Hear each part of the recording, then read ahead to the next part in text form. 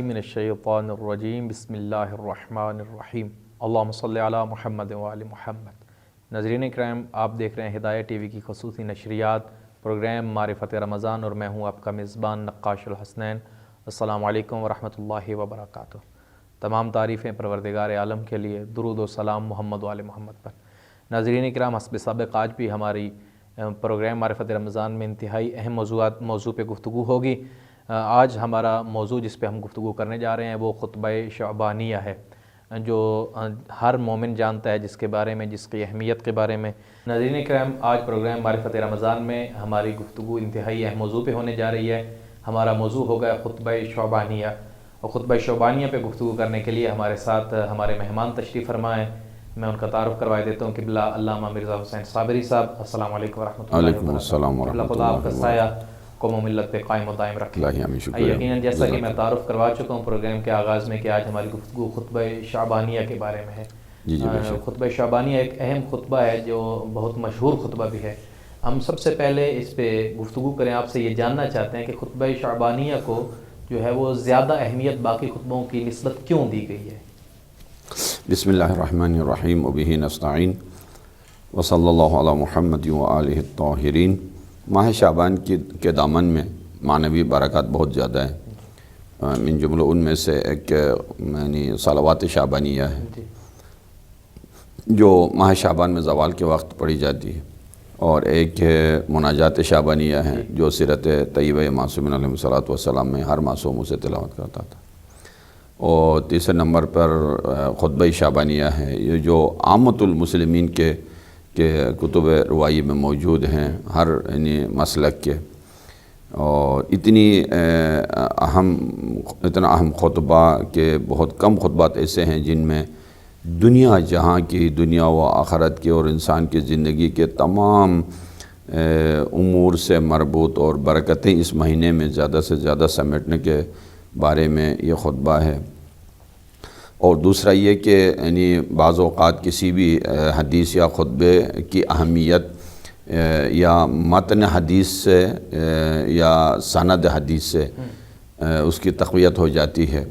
और ये यानी खुतबा ऐसा है कि जिसको सिलसिलतुज़ ज़हब अगर आप कहें तो बजा होगा, कि इसलिए कि रावी एक मासूम है और एक ज़बान मासूम है ना। कलाम मासूम अज़ कलाम यानी अज़ लिसान मासूम कि पैगम्बर इस्लाम अलैहिस्सलातु वस्सलाम की ज़बान मुबारक से और अमीर अल-मोमिनीन अलैहिस्सलातु वस्सलाम रावी हैं। तो इसके अंदर बहुत ही अहम मतालिब हैं कि इंशाअल्लाह आपकी इजाज़त से अभी अर्ज़ कर देंगे। क़िबला, जैसा कि आपने बयान फरमाया कि यानी इसके सिलसिले सनद में तमाम मासूम रावी हैं, कोई गैर मासूम रावी नहीं है। इसमें आप जैसा फरमा रहे हैं कि रमज़ान को बहुत अहम करके बयान किया गया है, यानी जब तक किसी चीज़ की अहमियत को न जाना जाए इंसान उस पर अमल दिल से नहीं करता जब तक उसकी अहमियत को न जान ले। मैं खुतबा शअबानिया के बारे में तो क़िबला सवाल बाद में करूँगा। एक सवाल जो मेरे ज़हन में आ रहा है वो ये कि 12 के 12 महीने परवरदिगार के हैं, सारों का खालिक वही है। 12 के 12 महीने परवरदिगार की ज़ात के लिए, लेकिन फ़कत रमज़ान को ही खुसूसी तौर पर शाहरुल्लाह, अल्लाह का महीना क्यों कहा गया है? इसलिए कि यानी ठीक है कि हर लम्हा अल्लाह का है, ज़मीन का चप्पा चप्पा अल्लाह का है, और उसके अलावा अर्ज़ करूँ आपकी खिदमत में हर बंदा अल्लाह का है। बिल्कुल। लेकिन कुछ चीज़ें अल्लाह से उसके बावजूद भी मनसूस है और मखसूस है जी।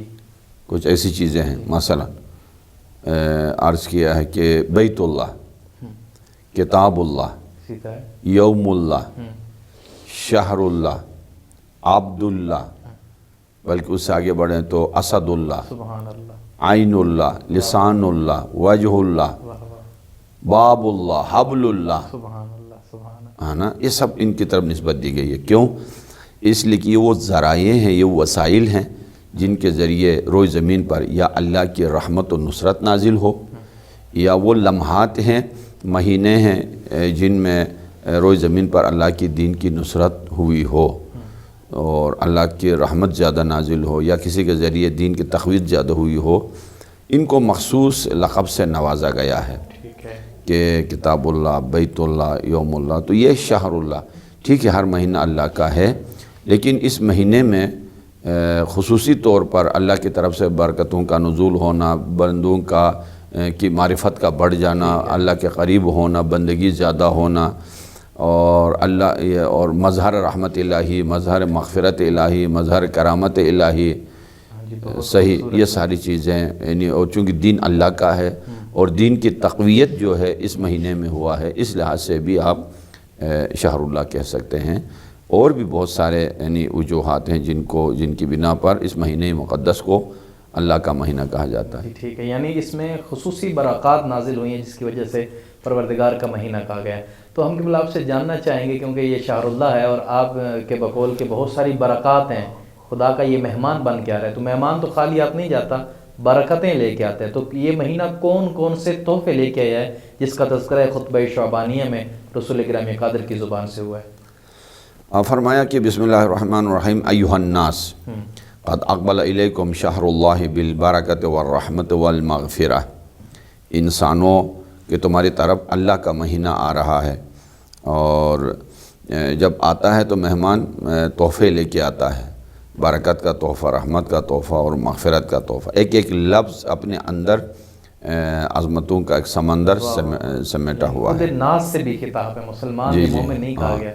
اور ان بابرکت الفاظ پر گفتگو کرنے سے پہلے آپ کی اجازت سے برکت میں یہ بھی عرض کروں کہ اتنا اہم خطبہ پیغمبر اسلام علیہ السلام نے ماہ رمضان کے بارے میں اس لیے دیا ہے کہ انسان اس سے یعنی نعمت سے فائدہ اٹھا سکتا ہے جس کی قدر شناسی کرتا ہو، جس کی قدر قیمت کا اسے پتہ ہو۔ اگر یہ فضائل نہ ہوتے، لوگوں کو نہیں معلوم ہوتا کہ ماہ رمضان کیا ہے، اگر جب معلوم نہ ہوتا تو وہ عظمتیں، فضیلتیں جو دامن عقیدت میں، دامن عمل میں سمیٹنا چاہیے تھا، ان سے لوگ محروم رہ جاتے ہیں۔ گویا ایک عظمت اور ایک معرفت اس خطبے کے ذریعے ماہ رمضان کے بارے میں پیغمبر اسلام نے اپنی امت کو حوالہ دیا ہے۔ دوسرا یہ کہ سب سے پہلے برکت کا لفظ آیا ہے، اور الحمدللہ تمام مسلمانوں کی زبان پر یہ ہے کہ برکت کا مہینہ ہے جی، اور مثلا مجلس ہوتی ہے تو کہتے ہیں برکت والی نیاز ہے، جی، افطار میں تو کہتے ہیں برکت والی افطار ہے، کسی کے کہتے ہیں کہ کسی کے ہاتھ میں برکت ہے، کسی کے منہ زبان میں برکت ہے، کسی کے اولاد میں برکت ہے۔ زبان یعنی لفظ برکت ہر کسی کے زبان پر ہے، لیکن اس کی گہرائی میں جا کر کے برکت کسے کہتے ہیں، کیا مطلب ہے، کہ اس کی ڈیفینیشن یہ ہے کہ چیز کم ہو، مقدار کم ہو، افادیت اس کی حد سے زیادہ ہو، کم مقدار ہوتے ہوئے بھی فائدہ زیادہ ہو، اسے برکت کہتے ہیں۔ جیسا لنگر مثلا فرض کریں کہ یعنی مختصر ہو لیکن سارے اہل مجلس و اہل شہر کھائیں بچ جائیں، افطاری اسی طرح جس طرح رسول اکرم نے وہ دعوت کی، ایک دعوت ذو العشیرہ، یعنی اسلام کا آغاز ہی برکت سے ہوا، سب سے پہلے، جزاکم اللہ خیر۔ تو اسی طرح یہ ماہ رمضان برکت ہے، کیا مطلب، ایک آیت تلاوت کو عام دنوں میں تو وہی اجر ملے گا، لیکن ماہ رمضان میں ختم قرآن کا ثواب ملے گا۔ آیت ایک ہے، ختم قرآن کا ثواب، یہ برکت ہے۔ سبحان اللہ۔ ایک غلام آزاد کرو تو یعنی مثلا ایک کھجور سے کسی کو افطاری دو تو غلام آزاد کرنے کے مترادف، ایک رات ایسا اس میں ہے جو 1000 مہینوں سے افضل ہے، یہ برکت ہے، یہ برکت ہے۔ اور اسی طرح یعنی خانہ کعبہ برکت، کہ یعنی ایک رکعت نماز ہے 1 لاکھ یا 10 لاکھ کے برابر آپ کو برکت ہے۔ تو کسی کے اولاد میں برکت ہے، خود فاطمہ زہرا سلام اللہ علیہ برکات الہی میں سے ہے کہ بیٹی ایک ہے، کوثر یعنی اکثر بھی نہیں، کثیر بھی نہیں، کوثر ہے۔ سبحان اللہ، سبحان اللہ۔ اور خاک شفا میں برکت، تسبیح فاطمہ زہرا سلام اللہ علیہ میں برکت، اور جہاد امیر المومنین میں برکت ہے کہ ضربت ایک ہے، ثقلین کی عبادت سے افضل ہے۔ تو یہ ایک رات یعنی یہ مہینہ ایسا لے کے آیا ہے کہ برکت ہے۔ اگر کوئی اس میں وہ خوبیاں سمیٹ سکے تو گویا 83-84 سال جو عبادت اور مشقت اس نے کرنی ہے وہ اس ایک رات کے اندر اللہ اسے عطا کر لیتا ہے۔ یہ انتہائی خوبصورت آپ نے بیان کیا ایک جملے میں کہ چیز کم ہو، اس کا فائدہ بہت زیادہ ہو۔ اور قبلہ اس سے آگے ہم بڑھتے ہیں کہ رسول اکرم قادر نے اسی خطبے میں فرمایا مغفرت کا بھی مہینہ ہے۔ تو جس طرح برکت پہ آپ نے خوبصورت گفتگو کی، یقیناً مغفرت کی بھی ہمیں گہرائی جاننی چاہیے۔ ہاں، گہرائی ہے کہ غفرہ کے معنی ہے کسی یعنی لباس کو جو یا گندہ ہو یا نجس ہو، کسی پانی کے برتن میں ڈبو دینا اور دھو دینا، جس سے اس کے داغ بھی دھبے بھی دھل جائے، گندگی بھی دور ہو جائے، اور نجاست اگر ہے تو پاکیت میں تبدیل ہو جائے. اس کو کہتے ہیں غافارہ عربی ڈکشنری میں. یہ ماہ مغفرت کا مطلب کیا ہے کہ ہم 11 مہینہ آلودگی کے اندر رہتے ہیں، جس کی وجہ سے ہماری زبانیں آلودہ ہیں، ہماری سوچ آلودہ ہے، ہمارا اخلاق آلودہ ہے، ہماری کمائی، ہمارا لقمہ، یہ سارا. تو اس مہینے کے برکت سے وہ سارے ہمارے داغ دھبے دھل جاتے ہیں، اور اللہ اپنے رحمت کے چشمے میں ہمیں دھو دیتا ہے اور پاک صاف کر لیتا ہے، اور مزید یہ عطا کر لیتا ہے کہ میرا بندہ، میں نے اپنے رحمت سے تمہیں صاف کر دیا ہے، آئندہ تم اپنی محنت سے اسی طرح اگر رہو گے تو یعنی پرواز کرو گے. ایک خوبصورت گفتگو فرما رہے ہیں کہ چونکہ خطبہ شعبانیہ ایک طویل خطبہ ہے، ہم تمام پہ تو گفتگو نہیں کر پائیں گے، لیکن کوشش کریں گے ناظرین تک جتنے اہم مطالب ہم پہنچا سکے. جس طرح آپ برکت اور مغفرت فرما رہے ہیں، چھوٹی چیز فائدہ زیادہ ہو جائے، مغفرت ہے کہ تمام سال کے گناہ اس مہینے میں بخشوا لیے جائیں. اسی خطبے میں ہی رسول اکرم قادر نے برکت اور مغفرت کے بارے میں بھی فرمایا کہ تمہارا اس میں سانس لینا عبادت ہے، تمہارا سو جانا عبادت ہے. میں جہاں تک سمجھ رہا ہوں اور اپنے ناظرین تک بھی یہ آپ کے ذریعے پہنچانا چاہتا ہوں پیغام، وہ یہ کہ کچھ عمل اختیاری عمل ہے، نماز، روزہ، حج، زکوٰۃ، یہ انسان کا دل کرے تو کر سکتا ہے، نہ کرے تو نہ کرے، کرے گا تو فائدہ ہے. لیکن سونا، یہ سانس لینا، یہ تو غیر اختیاری ہے، اس پر بھی پروردگار عبادت شمار فرما رہا ہے. جی الحمدللہ کہ اللہ کی رحمت اتنی وسیع ہے اور اتنا قریب ہے انسان کے ساتھ کہ جیسا کہ آپ نے فرمایا کچھ عبادتیں انسان کے اختیار میں ہیں. نماز پڑھنا چاہے تو پڑھے، نہ پڑھنا چاہے تو نہ پڑھے، نہیں پڑھے گا تو اس کا بدلہ دیکھے گا، پڑھے گا تو وہ دیکھے گا. لیکن غیر اختیاری چیزوں کو بھی عبادت قرار دینا صرف اسی مہینے کے اندر ہے. انسان کا سونا اور جاگنا اختیار میں نہیں ہے، ایک نظام میں طبیعی ہے، انسان کے جسم کے اوپر حاکم ہے، حکمران ہے، اس کے مطابق نیند آتی ہے اور نیند چلی جاتی ہے. اسی طرح سانس بھی لیجیے، اگر انسان روک دے تو دم گھٹ جائے گا. تو یہ سانس بھی تسبیح قرار دینا اور نیند کو بھی عبادت قرار دینا، یہ صرف اسی مہینے کا شرف ہے جو اللہ تعالیٰ نے اپنے بندوں کو اپنے رحمت سے نواز دیا ہے. لیکن یہاں اس کا نگیٹو معنی نہیں لینا چاہیے کہ عبادت بھی نہ کرو، نماز بھی نہ پڑھو، ہے نا، روزہ بھی نہ، بس چونکہ سونا عبادت ہے تو سارا نہیں. سب اپنی ذمہ داری نمٹا کے عبادت کر کے، خدمت بھی کر کے، حلال کمائی کر کے، جب تھکاوٹ کی وجہ سے نیند آئے گی تو وہ عبادت ہے. یعنی ہر بندے کو سونا عبادت نہیں ہے، ہو سکتا ہو، لیکن اس سے یعنی انسان اپنی بندگی کے حق کو کمزور نہ کرے کہ اس کا غلط معنی یا غلط تعریف نہ کرے کہ صرف سونا عبادت ہے. نہیں، بلکہ سونا بھی عبادت ہے. واہ واہ واہ، تمام ذمہ داریاں ادا سنبھال کے ادا کر کے، حق بندگی ادا کر کے جب نیند آئے گی تو یہ بھی عبادت ہے. قبلہ یہ میں سوال ابھی ضمناً میرے ذہن میں آ رہا ہے، میں جاننا چاہوں گا، کیا میں اس معاملے میں درست یہ کہہ رہا ہوں کہ جس طرح شب ہجرت مولا علی علیہ السلام کا سونا تمام ذمہ داریاں ادا کر کے وہ سونا عبادت ہے اور مرضی پروردگار، جی اس طرح اسی ضمن میں آئے گا؟ جی وہ بھی اسی طرح ہی ہے کہ صرف سونا نہیں تھا، ذمہ داریاں ادا بھی تھیں اور خود سونا بھی ذمہ داری بھی تھی. واہ واہ واہ، کہ آدمی یعنی حالت نیند میں، آپ نے صحیح حوالہ دیا ہے، حالت نیند میں ذمہ داریوں میں نہیں ہوتا ہے. یہ واحد سونا ہے جو وہی سونا ہی یعنی ذمہ داری کے اندر تھی. کہ کسی نے کہا نا کہ حضرت ابراہیم خلیل جو مینا پہ بچے کو لے کے گئے تھے، اس سے یہ منظر سخت تھا امیر المومنین والا، اس لیے کہ ادھر خنجر اٹھانے والا باپ تھا، ادھر دشمن ہے، ادھر ایک ہیں اور ادھر 40 ہیں، ادھر رحیم و کریم ہے، ادھر قسم خوردہ دشمن ہے. وہ بیدار تھا، یہ خواب میں ہے. بہت ساری وجوہات کی بنا پر ہے نا مولا کے فضائل بلندی کی طرف جاتے. اور قبلہ جیسے بات چونکہ امیر المومنین علیہ السلام کی چل پڑی ہے اور خطبہ شعبانیہ میں ہی مولا علی نے رسول اکرم سے ایک سوال کیا، چونکہ بہت سارے اعمال ہیں، تلاوت قرآن ہے، عبادات ہیں، روزہ ہے، افطار کروانا مومنین کا، بہت سارے اعمال ہیں، سب اپنی جگہ اہم ہیں، لیکن سب سے افضل عمل اس ماہ رمضان میں کیا ہے؟ سب سے افضل عمل اس ماہ رمضان میں، جیسے کہ امیر المومنین علیہ السلام نے فرمایا، پوچھا یا رسول اللہ سب سے افضل عمل کون سا ہے؟ فرمایا کہ الورع عن محارم اللہ، محرمات سے بچنا، خوف الہی، خشیہ الہی، یہ سب سے بالا ترین عبادت ہے. اور وہ بھی کس چیز ہستی کو فرما رہے ہیں کہ جو اس چیز کا عاشق ہے، جیسا مچھلی پانی کے اندر زندگی کرتا ہے، ایسا ہی یعنی ایسی ہستی ہے امیر المومنین علیہ الصلوۃ والسلام یعنی خوف الہی سے۔ دوسرا یہ کہ یہ وہ مقدس مہینہ انسان ادھر سے گناہ بھی کرے، حرام کام میں بھی مبتلا ہو، ادھر سے ثواب بھی کرے، تو یہ یعنی بندگی کا حق ادا اس طرح نہیں ہوتا ہے۔ لہٰذا یعنی بلکہ اجتناب اگر ہو، اور خود مولا سے پوچھا گیا کہ گناہوں سے بچنا افضل ہے یا نیکیاں کمانا، فرمایا اجتناب السیئات اولا من اکتساب الحسنات، سیئات سے بچنا بہتر ہے حسنات کمانے سے۔ نیکیاں کرنے سے بہتر ہے بندہ پہلے یعنی گناہوں سے بچ جائے۔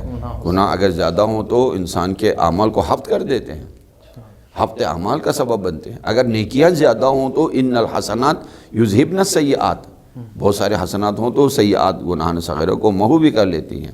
ایک دوسرے کے اوپر اس کا بڑا اثر ہے، بڑھانے میں بھی اور گھٹانے میں۔ بہت خوبصورت گفتگو آپ فرما رہے ہیں کہ انسان کو خلوص کے ساتھ یہ سارے معاملات کرنے چاہیے۔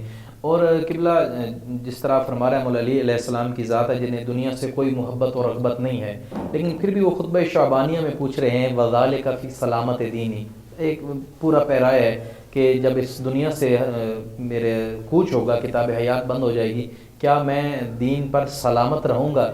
ایک تو جو میں ظاہراً مطلب سمجھ رہا ہوں کہ انسان کو اپنے سے بڑے سے پوچھنا چاہیے، ہمیں علماء سے پوچھنا چاہیے کہ ہم ٹھیک جا رہے ہیں یا نہیں۔ مولا علی علیہ السلام کا یہ پوچھنا، اس کو آپ کس نگاہ سے دیکھتے ہیں؟ وہ پوچھنا اس وجہ سے ہوا کہ پیغمبر اسلام علیہ السلام جب یہ حدیث مکمل یعنی فرمایا ارشاد، اس کے بعد یعنی زار و قطار رونے لگے، چہرے اقدس پر اشک جاری ہوئے، تو مولا نے پوچھا کہ رسول اللہ آپ کیوں یعنی گریہ فرما رہے ہیں؟ مولا کی شہادت کا حال بتانے کے بعد پیغمبر اسلام علیہ السلام نے حال شہادت بتایا، خبر غم بتایا کہ یہی مہینہ ہوگا اور تو محراب عبادت میں ہوگا، در حال عبادت اشق الاولین والآخرین، جس طرح ناقہ صالح کو اشق الاولین نے قتل کیا تھا اور اشق الآخرین تمہارے اوپر حملہ ور ہوگا، اور یہ تیرا یعنی مقدس چہرہ، خوبصورت چہرہ تیرے خون سے رنگین ہوگا۔ اس وقت مولا نے پوچھا کہ اس وقت میں اپنے یعنی سلامتی پہ دین کے سلامتی پہ ہوں گا۔ تو یہاں ایک یعنی آپ جیسے یعنی خطبہ کے لیے کہ ایک لنک اسی علی سے سیکھا ہوگا کہ کربلا کے علی نے کہ السنا علی الحق، سبحان اللہ، ہے نا۔ یہاں بھی مولا علی علیہ السلام سلامتی بدنی نہیں پوچھ رہے ہیں، سلامتی دین پوچھ رہے ہیں۔ جب میں شہید ہو جاؤں گا، لوگ مجھ پر حملہ کریں گے تو میرا دین سلامتی پہ ہوگا۔ ایسی اولاد کا، ایسی تربیت کا اثر ہوتا ہے، ایسے ماں باپ کا کہ وہ یعنی ان کے جانشین بھی یہی فرماتے ہیں السنا علی الحق۔ اس کو یعنی بہت گہرا تعلق ہے نا۔ قاسم علیہ السلام کا وہ کہنا تو ہاں مولا نے تو یعنی پیغمبر اسلام نے فرمایا ہاں تو یعنی حق پہ ہوگا اور تو دین کی سلامتی پہ ہوگا۔ یہی خوشخبری سمجھ لی ہے مولا کائنات علیہ السلام کے لیے کہ اگر دین سالم ہے اور رابطہ اللہ سے ہے اور سب کچھ ہے تو مرنے کے لیے مولا ویسے بھی تیار ہیں، پہلے سے عاشق ہیں موت کی طرف، انہیں کوئی پرواہ اس چیز میں نہیں ہے، موت سے محبت کرتے ہیں، موت سے محبت۔ ہاں تو قبلہ انتہائی خوبصورت گفتگو آپ فرما رہے ہیں۔ ہمیں کسی بھی واقعے کے بارے میں صحیح حقیقت تب معلوم ہو سکتی ہے جب ہم اس کا پس منظر دیکھیں کہ کن وجوہات کی بنیاد پہ یہ واقعہ ہوا۔ رسول گرامی قادر کا جو خطاب تھا وہ کن لوگوں سے تھا اور اس کی آخر وجہ کیا بنی، اس کے پس منظر کیا تھا، کن حالات سے جو ہے معاشرہ دو چار تھا؟ جس وقت پہ ہمارے اسلام علیہ السلام نے یہ خطبہ ارشاد فرمایا اور کچھ واقعاً سمجھدار لوگ تھے اور ایسی چیزوں کی قدر و قیمت سمجھ جاتے تھے اور اہل معرفت تھے، اہل تفسیر تھے، کچھ بالکل بدو تھے، ابھی تازہ اسلام قبول کیا تھا، ان چیزوں کا کچھ بھی نہیں پتہ تھا ان لوگوں کو کہ ماہ رمضان میں ہوتا کیا ہے۔ کچھ لوگوں سے اس حال میں یہ خطبہ دیا کہ سب کی آنکھیں کھل گئیں۔ اس دیر جب یعنی پیغمبر اسلام علیہ السلام نے فرمایا ایک مومن کو افطار کرانا گویا غلام آزاد کرنے کے مترادف ہے، ایک کھجور سے۔ تو کسی نے پوچھا یا رسول اللہ وہ کھجور نہ ہو تو فرمایا آدھا کھجور سے، وہ بھی نہ ہو تو شربۃ من الماء، ایک گلاس پانی سے۔ ان الفاظ کو آپ ظاہر پہ نہ لیجئے گا، اب گہرے نظر پہ دیکھیے کہ حالات کیسی تھی کہ سوال کر رہا ہے اگر وہ کھجور بھی نہ ہو تو سوال تو اچھا ہے، چلو ہمارے لیے ایک راگوشہ بھی ہے مسائل حل کرنے کا، لیکن اس سے معلوم ہوتا ہے کہ ایسے حالات بھی تھے، ایسے لوگ بھی تھے جن کے پاس افطار کے لیے کھجور بھی نہیں تھا، لیکن اللہ کی رحمت نہیں رکی، پانی تو ہوتا ہے ہر صورت میں کسی کے پاس، کا شربت من الماء. اور عرب دنیا میں گرمی کے موسم میں شاید کھجور سے زیادہ پانی کی ضرورت ہو. ہاں گرمی کے موسم میں سب سے پہلے لوگ کوشش کرتے ہیں کہ پانی سے افطار کریں یا شربت سے افطار کریں. تو جو چیز زیادہ لذیذ ہو اس کا اجر زیادہ ہے، اسی طرح جس چیز کی طرف زیادہ ضرورت ہو. تو چونکہ پانی سب کے پاس فراواں ہو اور آدمی جب روزے سے بھی نہ ہو تو شاید تعجب سے پوچھے کہ ایک گلاس پانی سے اتنا بڑا ثواب.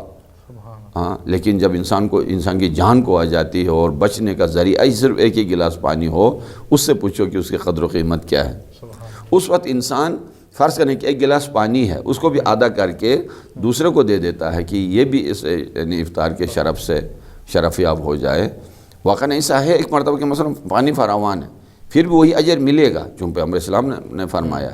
ایک مرتبہ صرف ایک گلاس پانی ہے، افطار کرنے والے زیادہ ہیں، تو ایک ایک گھونٹ سے سب کو یعنی افطار کا موقع دیتا ہے. یہ اس وقت پانی کیا ہزاروں اونٹوں سے زیادہ قیمت رکھتا ہے. افطار کا بھی حق ادا ہو گیا، کسی کی جان بچانے کے لیے بھی ہو گیا.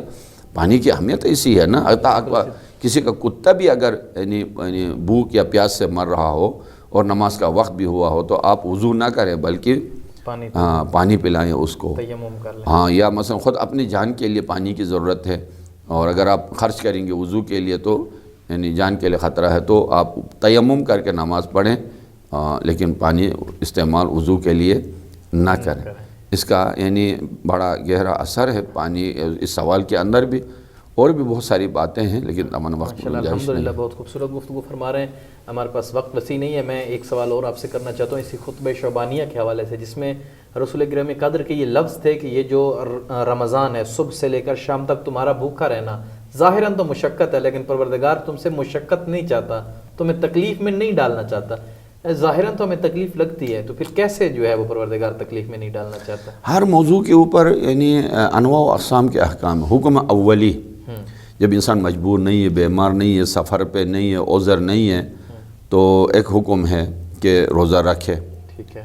اور اما اگر مثلا موضوع بدل گیا، بیمار ہے، حرج میں ہے، پیاس شدید لگتی ہے، عورت بچے کو دودھ پلاتی ہے، تو اس صورت میں وہی حکم برقرار نہیں رکھا. یہ مراد ہے کہ اللہ تو مشکل میں نہیں ڈالنا چاہتا ہے. اگر بندے سے کہا جائے کہ تم جو بھی ہو ہونے دے روزہ رکھو، یہ حرج ہے. سفر میں مشقت بھی برداشت کرو، روزہ رکھو، بیماری بھی ہو روزہ رکھو، شوگر ہو، قند ہو، جیسا آج کل کے بلڈ پریشر وغیرہ میں بھی تب بھی روزہ رکھو. اللہ نہیں چاہتا ہے. یرید بکم الیسر ولا یرید بکم العسر. سہولتیں اللہ کی طرف سے آئی ہیں الا وسعہا. اور چونکہ خطبے میں ہے کہ دعیتم فیہ الی ضیافت اللہ، اللہ کے مہمان ہو، اللہ کے ہے نا. تو اللہ کی مہمانی بھی ہو اور ساتھ میں زحمت میں بھی ہو، یہ نہیں ہو سکتا ہے. جب اللہ کا مہمان ہے تو رحمت ہی رحمت ہے. یعنی جتنا انسان کے اقتدار میں قدرت میں ہے اتنا عبادت. اب بہت خوبصورت گفتگو فرما رہے ہیں. جس طرح آپ نے لفظ مغفرت پہ گفتگو کی، جو ہے لفظ برکت پہ گفتگو کی، میں انتہائی مختصر وقت میں یہ جاننا چاہوں گا کہ جو آپ نے کہا پروردگار انسان کا مہمان ہے، میزبان اللہ ہے، تو ہم ظاہراً جب کسی کی جو ہے وہ مہمان بن کے جاتے ہیں، کسی جو ہمارا میزبان ہوتا ہے تو وہ دسترخوان پہ طرح طرح کے پھل فروٹ اس طرح کی بہت ساری چیزیں رکھتا ہے. پروردگار تو ظاہراً کو دسترخوان نہیں ہوتا. اس ضیافت سے مراد کیا ہے؟ کون کون سی وہ نعمت ہے، کون کون سا وہ پھل ہے جو پروردگار دے رہا ہے؟ ہاں یہ وہ پھل ہیں کہ جس سے انسان کا ایمان تر و تازہ ہوتا ہے، جس سے انسان قرب الہی کے مراحل کے قریب ہو جاتا ہے. ہاں دین کا پھل، مغفرت کا، رحمت کا، کرامت کا، شرافت کا، یہ ہر کوئی نہیں دے سکتا ہے. دنیاوی مادی دسترخوان پہ انسان کسی کی دسترخوان پہ بھی بیٹھ سکتا ہے. یہ چیزیں ختم ہونے والی ہوتی ہیں، یہ دنیا کی زینت ہے. یہ حیوانی نشو و نما کے لیے استعمال ہونے والی چیزوں کو بھی ہم مہمان نوازی کہہ دیتے ہیں. لیکن یعنی اللہ کے ہاں جو یعنی مہمان نوازی ہوتی ہے جس سے انسان کے اندر پر آ جاتے ہیں، فرشتہ بن جاتے ہیں، فرشتوں سے بھی بالا تر بن جاتا ہے. قرب الہی اور معرفت الہی کے نعمتیں ختم نہیں ہوتی ہیں. دنیا و آخرت دونوں کے لیے اسے دولت عرفان دامن عمل میں سمیٹنے کا کام دیتی ہے. سبحان اللہ سبحان اللہ. انشاءاللہ ناظرین ہماری گفتگو آئندہ رمضان کے ایام میں انتہائی اہم موضوعات پہ چلتی رہے گی. چونکہ دامن وقت میں گنجائش نہیں ہے، ہم خطبہ شعبانیہ پہ اس سے زیادہ تفصیلی گفتگو اگر موقع ملا تو کسی اور نشست میں فرمائیں گے. اور میں بھی آپ سے گزارش کرتا ہوں اگر آپ کے پاس وقت ہو کسی کتاب پہ، موبائل پہ یا گوگل کر کے خطبہ شعبانیہ کو ایک دفعہ پورا تلاوت فرما لیجئے. میں آخر میں قبلہ سے گزارش کروں گا ہمارے ناظرین، جیسا کہ آپ جانتے ہیں خدا نے آپ کو جو ہے وہ بہت ساری صفات عطا کی ہیں، بیان بہت آپ کا اچھا ہے، وہاں آپ شاعری بھی بہت اچھے کرتے ہیں، تو یقیناً میں یہ سمجھتا ہوں کہ آپ نے پروردگار کا جب یہ مہینہ شہر اللہ کہا گیا ہے، اس کے بارے میں بھی کچھ تعریفی کلمات لکھے ہوں گے، اگر وہ ہمارے ناظرین کے ساتھ آپ جو ہے وہ شیئر کریں تو۔ عرض ہوا ہے کہ استقبال ماہ رمضان کہیے یا خود فضیلت ماہ رمضان کے بارے میں چند مصرے عرض ہیں، اگر اجازت ہو تو میں بیان کیے دیتا ہوں۔ بسم اللہ الرحمن الرحیم کہ ابرا ہے چاند رفعت رمضان لیے ہوئے، ابرا ہے چاند رفعت رمضان لیے ہوئے، دامن میں اپنے رحمت رحمان لیے ہوئے، دامن میں اپنے رحمت رحمان لیے ہوئے، ای ماہ پروقار و جلال و جمال حق، ای ماہ پروقار و جلال و جمال حق، آیا فراز عرش سے قرآن لیے ہوئے، آیا فراز عرش سے قرآن لیے ہوئے، رحمت کی ضو ہے ابر کرم فیض مغفرت، رحمت کی ضو ہے ابر کرم فیض مغفرت، اہل یقین میں خلد کا سامان لیے ہوئے، اہل یقین میں خلد کا سامان لیے ہوئے، حسن جشن حسن و سوگ علی لیلۃ القدر، جشن حسن و سوگ علی لیلۃ القدر، آیا سرور و حزن کا طوفان لیے ہوئے، آیا سرور و حزن کا طوفان لیے ہوئے، معراج بندگی کا سفینہ ہے ہر نفس، معراج بندگی کا سفینہ ہے ہر نفس، قدموں میں ہم ہیں تخت سلیمان لیے ہوئے، قدموں میں ہم ہیں تخت سلیمان لیے ہوئے، ہے موسم سیام و موسم سیام نہار و قیام لیل، ہے موسم سیام نہار و قیام لیل، دامن میں ہم ہیں دولت عرفان لیے ہوئے، کہ عرض ہوا ہے کہ رحمت کی اس خوشی میں فلک بھی شریک ہے، رحمت کی اس خوشی میں فلک بھی شریک ہے، چہرے پہ قمقموں کا چراغاں لیے ہوئے، چہرے پہ قمقموں کا چراغاں لیے ہوئے، بندوں کو بندگی کی بلندی پر دیکھ کر، بندوں کو بندگی کی بلندی پہ دیکھ کر، شیطان صفت ہیں چھاک گرے باندھ لیے ہوئے، عرض ہوا ہے کہ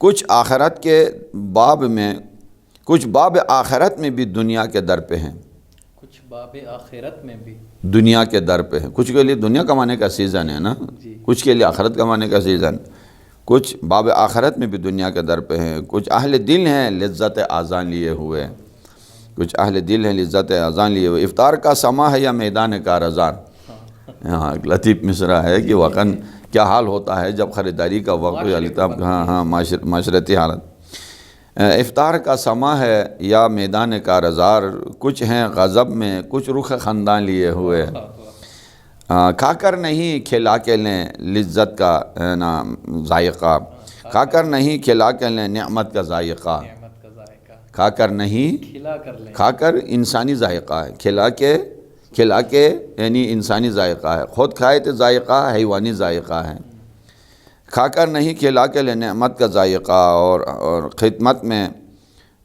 اور یعنی اسماء میں ہم ہیں خدمت انسان لیے ہوئے، مولا یہی دعائے سحر صابری کی ہے، مولا یہی دعائے سحر صابری کی، مولا یہی دعائے سحر صابری کی ہے، آ جائیے آیاں رخ تابان لیے ہوئے، آ جائیے آیاں رخ تابان لیے ہوئے۔ السلام علیکم۔ انتہائی خوبصورت شعر پیش کر رہے تھے قبلہ علامہ مرزا حسین صابری صاحب۔ ناظرین، جیسا کہ آپ نے اس پروگرام میں جانا، خطبہ شعبانیہ کی بہت برکت ہے، جس میں پروردگار نے ان اعمال پہ جو انسان کے غیر اختیاری ہیں، جیسے سونا اور سانس لینا کو بھی عبادت شمار فرمایا ہے۔